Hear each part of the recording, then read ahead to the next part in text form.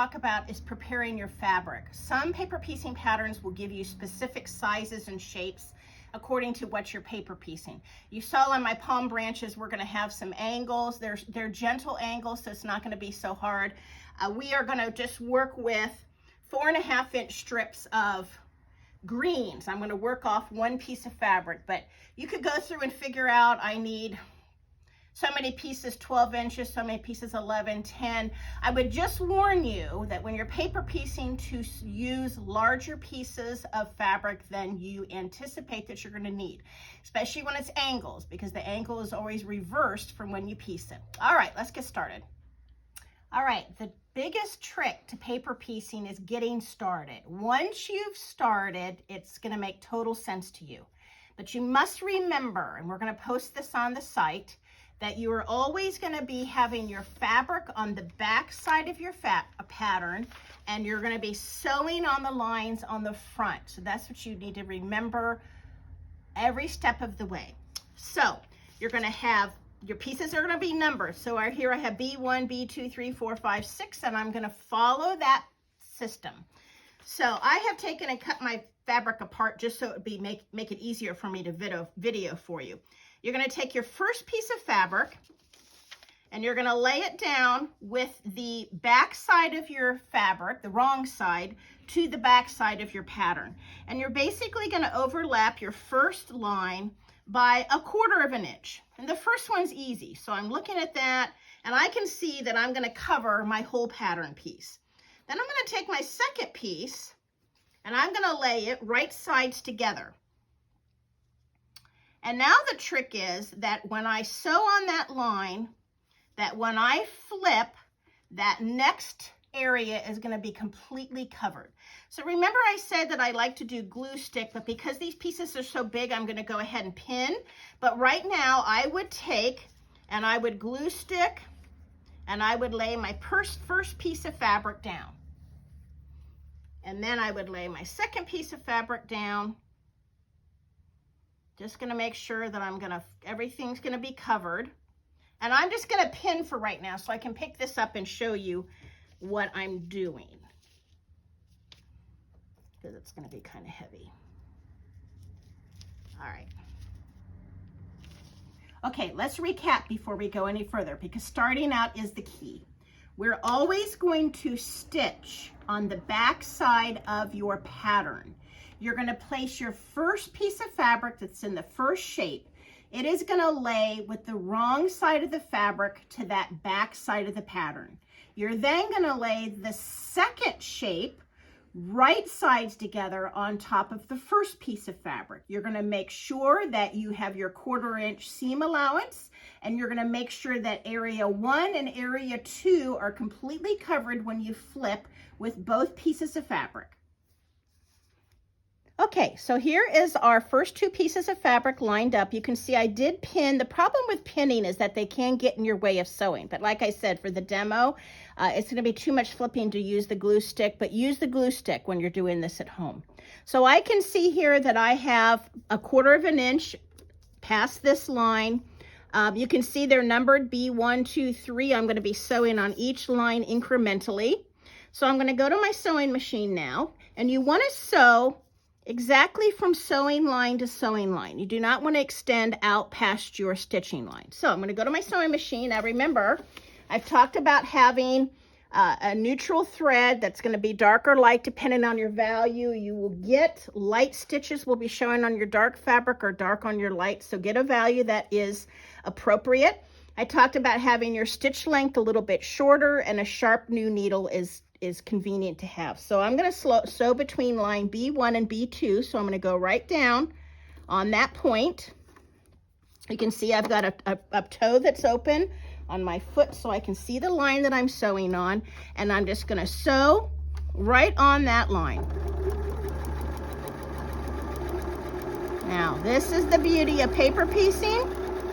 I don't have to worry about seam allowance. I don't have to worry about points. You can see why I would like to not sew on the tape though, because it could gum up my needle and make skip stitches.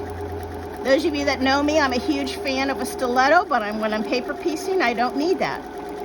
I'm stitching on top of the paper, I'm going to come right to the end, and you don't need to lock because remember I'm using very small stitches.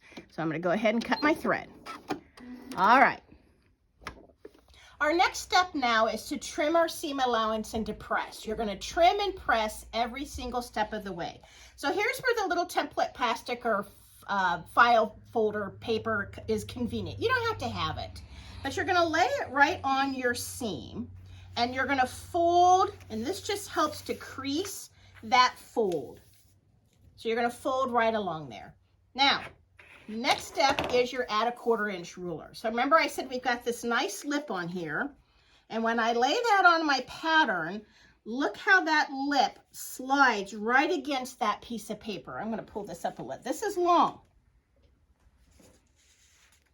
All right, so I'm going to slide that along there, and now I can come along here and I can trim that perfect 1/4 inch seam allowance. And you can see now why the longer at a 1/4 inch ruler is nice. I could use the little short one, but the long one is convenient when I am doing long pieces of seaming. So I'm going to trim that completely off. I'm not trimming the paper. So make sure you fold that back so you can seam your allowance. Okay, now we're going to press. You really need to press every step of the way or you get puckers in your paper piecing. So we're going to take our seam guide out. We're now going to press on top of the paper. You're going to lay that seam back. You can finger press it into place. And then you're going to take a hot iron and press that seam completely open the whole length of your template. I can hold this up now to the light. You're not going to be able to see through, but I can make sure that this green is completely covering this B2 space. And you can see I've cut this very generously. All right, now that I have the first 2 pieces sewn and pressed, and because I've used very generous fabric, you can see part 2 is clear up here, fabric is way up at 5. So I'm actually going to trim this seam allowance, my next sewing seam allowance. So I'm going to place my template guide in there, and I'm going to fold that back. And you want to make sure when you do this that your pieces are pressed in the right direction. So I'm going to trim this 1/4 inch seam allowance, because if you don't have your pieces flipped right, then you're going to cut at the wrong angle.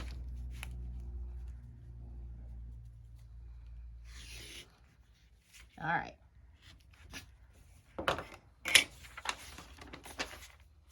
Now I can lay my next piece. I know exactly where my seam allowance is. I can lay that right against there. And I can actually just do a pseudo 1/4 inch fold, and I can see that I'm going to cover that next space. So I'm going to lay this in here. Again, glue stick or pin. I'm just going to pin because it's going to be easier for you to see as I'm flipping pieces around. And I'm going to go to my sewing machine. Now I'm going to sew between shape B2 and B3.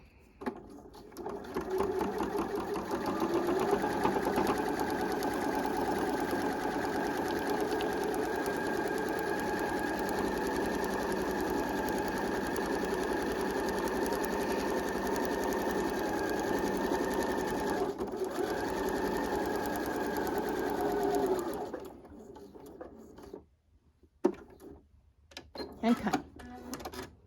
So now we're ready to trim again. We're not going to have a lot to trim because remember I had a lot of bulk, so I trimmed already. So I'm going to put my pressing plastic in there, and I can trim that seam to my 1/4 inch. Now I'm going to go to my pressing. Remember I like to finger press just to make sure I got everything open and started all the way to the end. Look at those perfect points. And now I'm going to press that. I cannot reiterate enough to make sure that you press every step of the way. So now once we've got started in the right order, now we're going to repeat the same steps over and over again. You're going to sew on the line on the front side of the paper.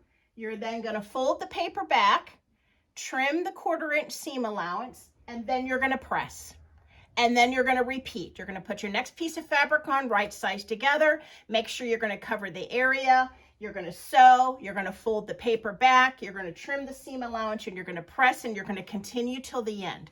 I will tell you that as you are stitching and checking your placement, you want to make sure that you're going to extend outside of that cutting line, not just the sewing line. All right. Our next step, once we've finished each part of the pattern, is we need to baste the outside edges, because these would be loose, right? Because we didn't stitch on this seam.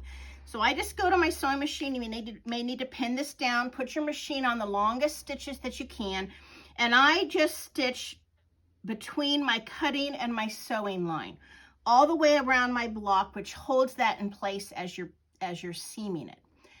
Now typically you would leave the paper on until you sew all of your pieces together.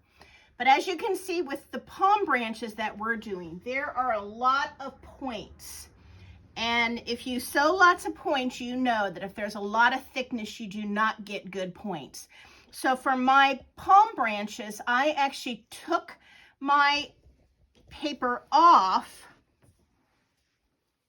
and then sewed my pieces together because it made it less bulky. But typically with paper piecing, you would just leave this until your block was completely sewn together, and then you would take the paper off. So the easiest way I found to take the paper off is to use a seam ripper. And I just come in right along my seam, get that started. This is where I like vellum paper, because I can just press that and that will tear right off. Now remember, I've got this overlapped, so I'm going to just tear that off. There's my tape. And you're going to tear those pieces completely off along the seam line. So you can see why you really want to have your stitches tight, and you're going to tear the whole thing off.